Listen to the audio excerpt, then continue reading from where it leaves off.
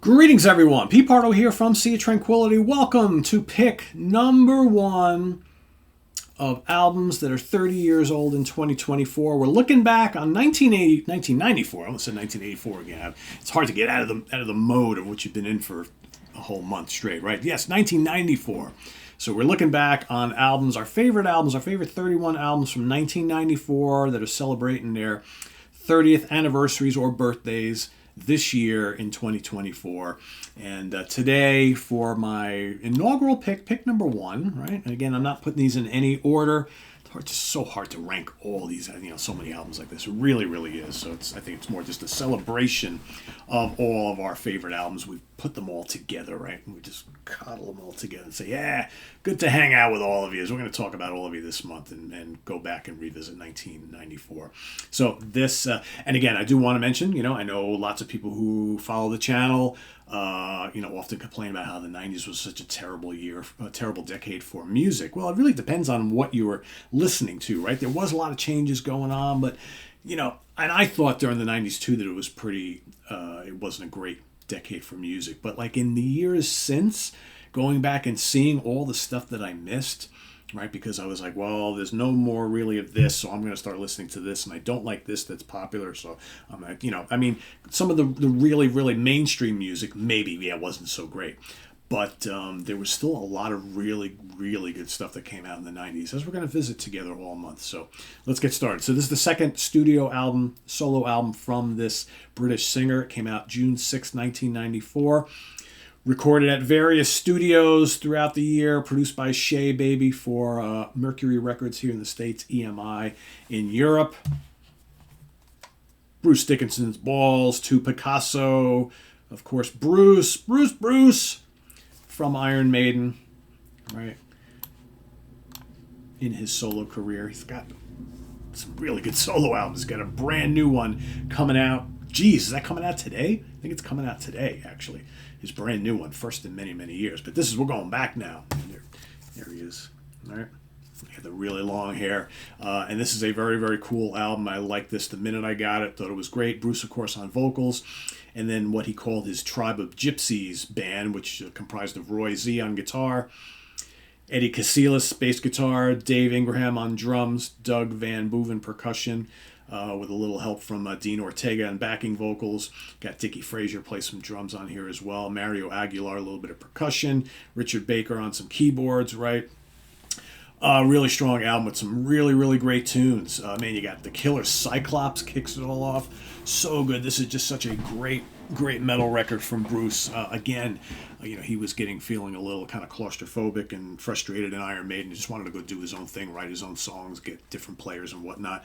And as history shows, his solo catalog is really, really strong. Arguably stronger than some of the Maiden stuff, the output from like the 90s and on, right? Arguably, right? You could say. Hell No is a really great track. Gods of War is totally killer. I always really like 1,000 Points of Light with a great vocal on there and a really great chorus. Laughing in the Hiding Bush, another raging rocker from him. Change Your Heart. Shoot All the Clowns is also terrific. You got Fire. You got Sacred Cowboys, another really good track. And then probably my favorite song on the album. It's the last one. It's like one of those great album closes that we just always forget about. Tears of the Dragon. Oh, so dramatic, so emotional. What a killer vocal from Bruce.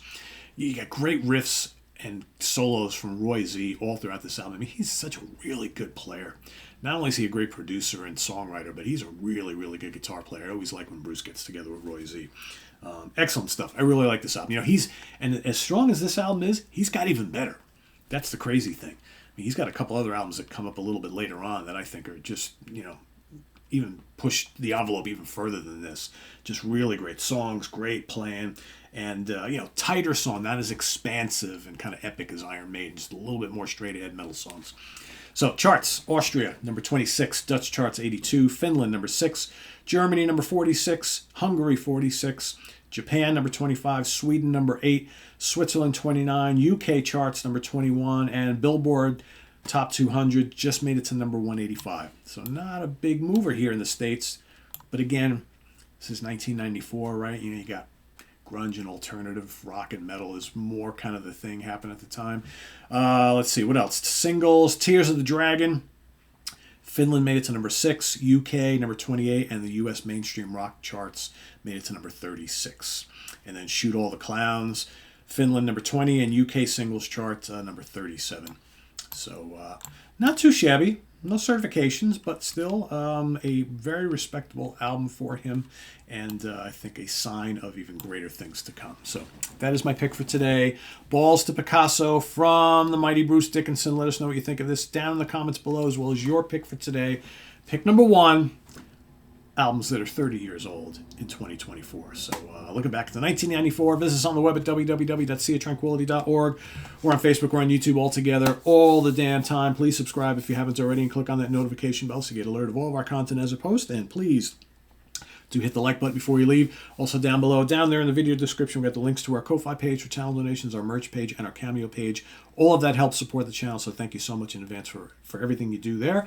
And we'll see you tomorrow for pick number 2. I will be back in the house tomorrow. I'm actually, through the magic of YouTube, when I recorded this, I was still home, but I've been away all week. So, but thankfully we're here together each and every day, right? So, but I'll be back tomorrow and with pick number 2. Got a good one for you tomorrow, and then we'll see you with more stuff, right? I am Pete Pardo. Thanks for watching, everybody. Take care. Bye-bye.